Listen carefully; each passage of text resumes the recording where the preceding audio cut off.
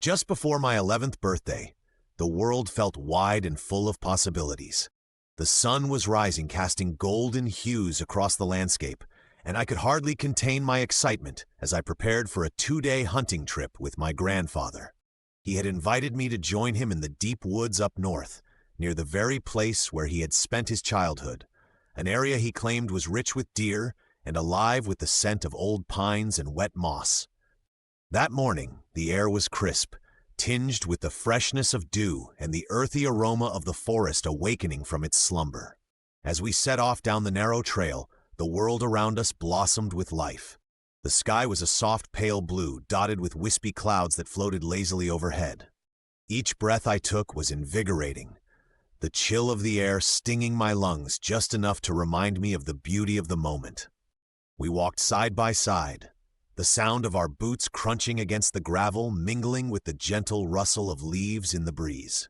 My grandfather, with his weathered hands and wise eyes, took turns with me on the binoculars, pointing out the vibrant birds flitting through the trees. He named each one as if they were old friends, the joy in his voice making me feel a part of something timeless and larger than myself. As the sun climbed higher, we paused to forage for late-season lingonberries, their deep crimson hue standing out against the green foliage. The berries burst with flavor as we filled a small tin cup, their sweet and tart essence mingling with the forest's earthy scent. We shared a quiet moment, savoring the simple pleasure of our find, before continuing on our journey. Hours passed, the sun steadily making its descent towards the horizon, casting warm orange light through the thick branches overhead.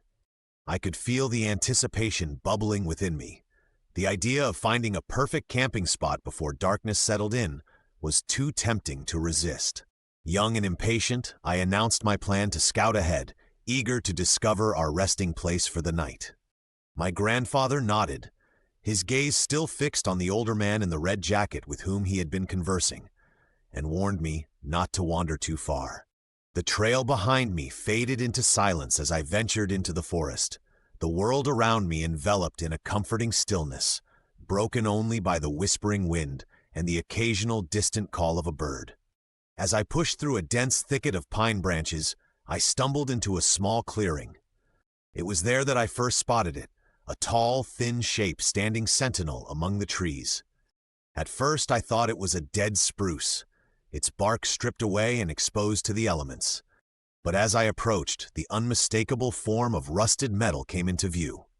The traffic light towered before me, its lenses cracked and worn, while a thin layer of moss clung to its surface, as though nature itself was attempting to reclaim the object. A faint green glow pulsed from within, flickering like a weak heartbeat, drawing me closer. I stood there, entranced and bewildered, trying to comprehend how this relic of civilization had found its way into such a remote part of the woods. There were no roads, no signs of human habitation anywhere nearby, just the light glowing softly in the fading afternoon.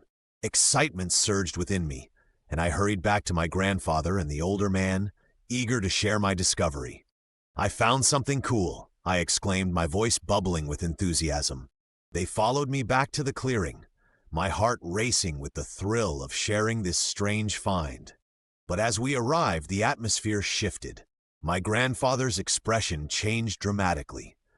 Color drained from his face, and his eyes locked onto the traffic light with an intensity that sent shivers down my spine.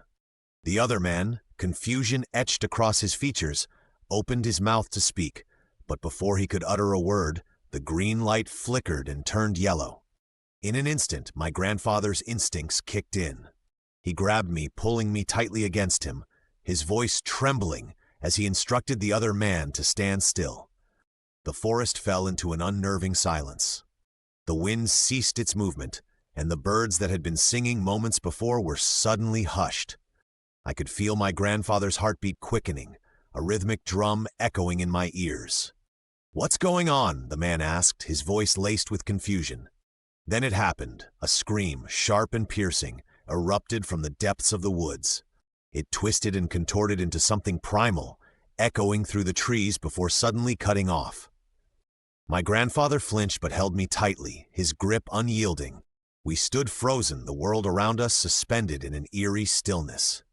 The air thickened with an acrid smell, reminiscent of metal and ozone, and a low hum enveloped us, vibrating through the very ground beneath our feet. I felt my hair lift slightly, as if charged by an unseen force. Somewhere in the distance, a solitary bird called out, shattering the silence, and my grandfather released me, stumbling back slightly, his legs trembling from tension. As I looked back at the traffic light, it had returned to a soft green glow, and I felt an overwhelming sense of dread wash over me.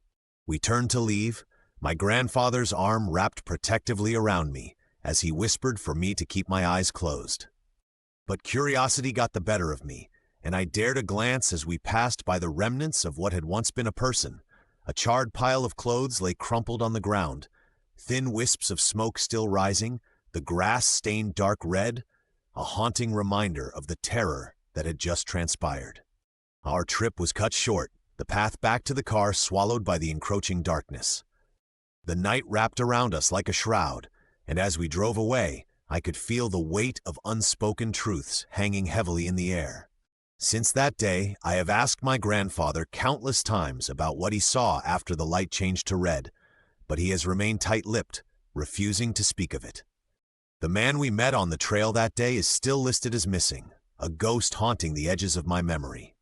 Deep down, I sense my grandfather knows far more than he lets on about that strange traffic light and what lay beyond it. The desire to return to that spot in the woods has lingered in my mind for years, a siren's call, but I have yet to summon the courage to go back. Not yet. The mystery of that day remains, a slow burn of curiosity and fear entwined with the memories of a childhood adventure turned dark.